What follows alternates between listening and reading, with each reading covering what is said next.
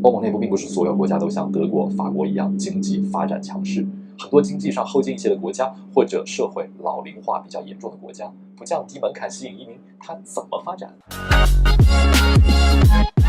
嗨，大家好，我是独立离岸顾问 Sean， 很高兴今天在底特律河畔拍摄今天的视频。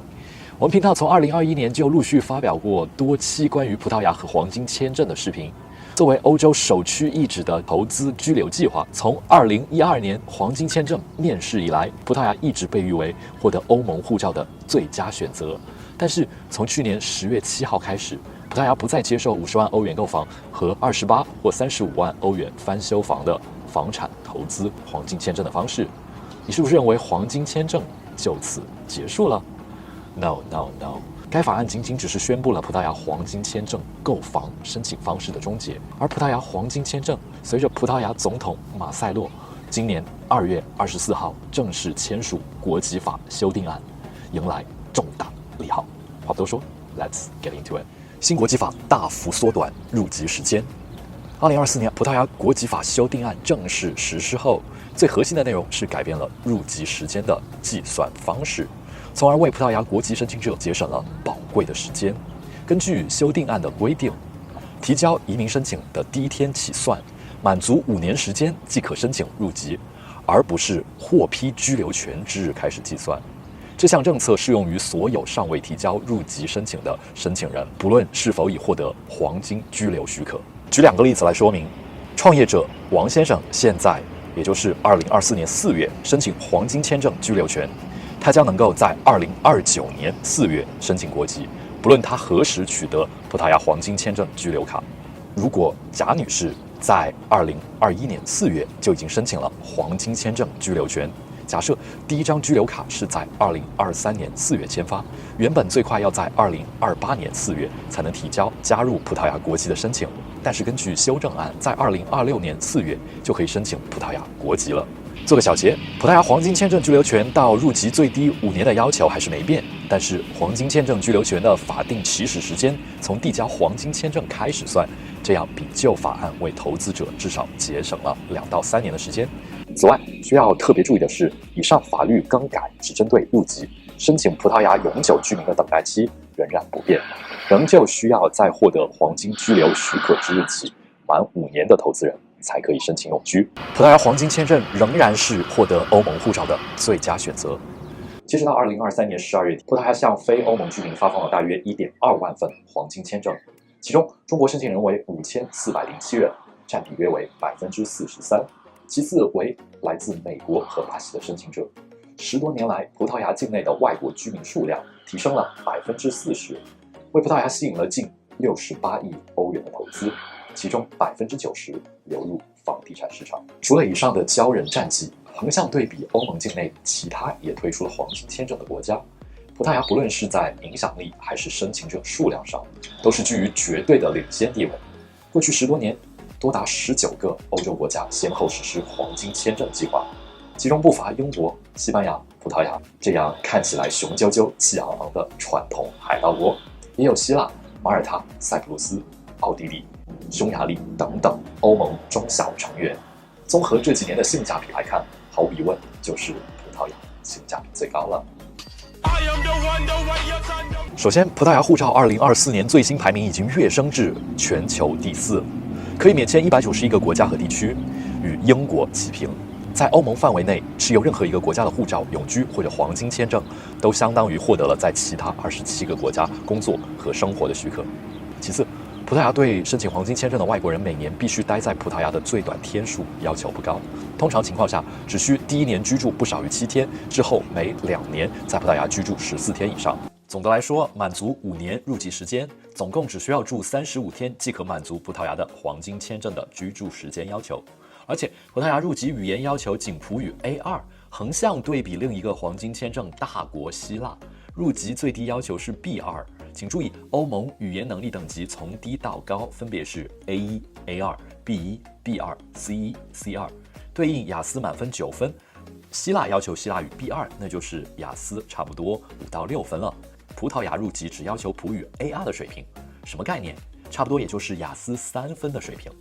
这也就意味着你只需要会简单的葡语日常会话，能看懂一篇简单的人物对白，比如说早上好，吃了吗？今天怎么样啊？会这些就行了。按照葡萄牙驻华大使馆的统计，葡语目前是全球第5大语言，全世界有超过2亿葡语为母语的人口。你随便打开一个搜索引擎，随时都可以找到葡语的学习课程。葡语还算是你拿欧盟护照的障碍吗？你说了算。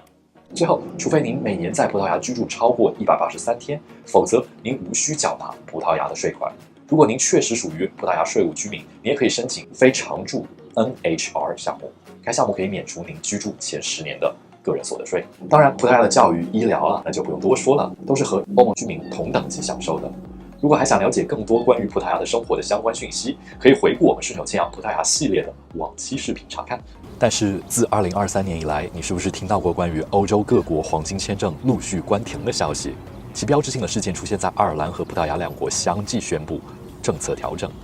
爱尔兰在2023年2月14日宣布关闭其投资移民计划 IIP， 不再接受新的申请。时隔2天，时任葡萄牙总理也宣布正式取消以房地产投资申请黄金签证。至今仍有主流媒体分析，欧盟很可能在2025年全面关停黄金签证的大门。那么，黄金签证的时代是否已经走向终结呢？我的答案是 no， 但某种程度上又是 yes。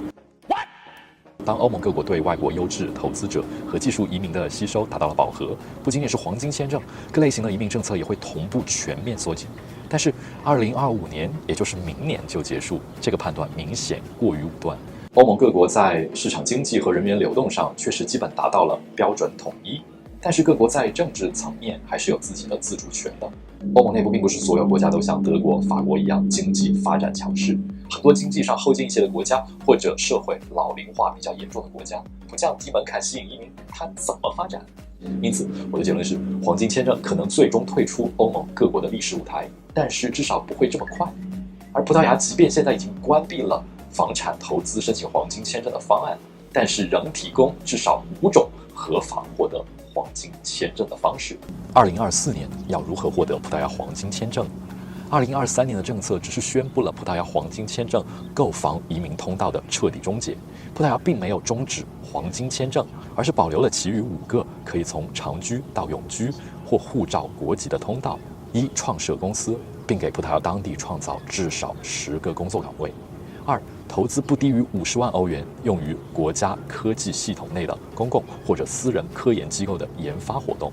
3、通过中央或者地方直属的管理服务机构、公共机构、公共基金会或者具有公共事业地位的私人基金会以及公共文化联合会等，投资25万欧元支持艺术创作、修复或保护国家文化历史遗产。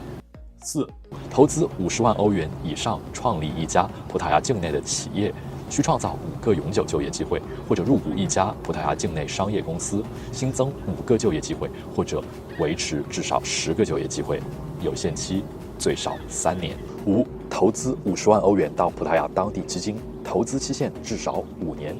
并至少有60%的投资通过总部设在葡萄牙境内的商业公司实现。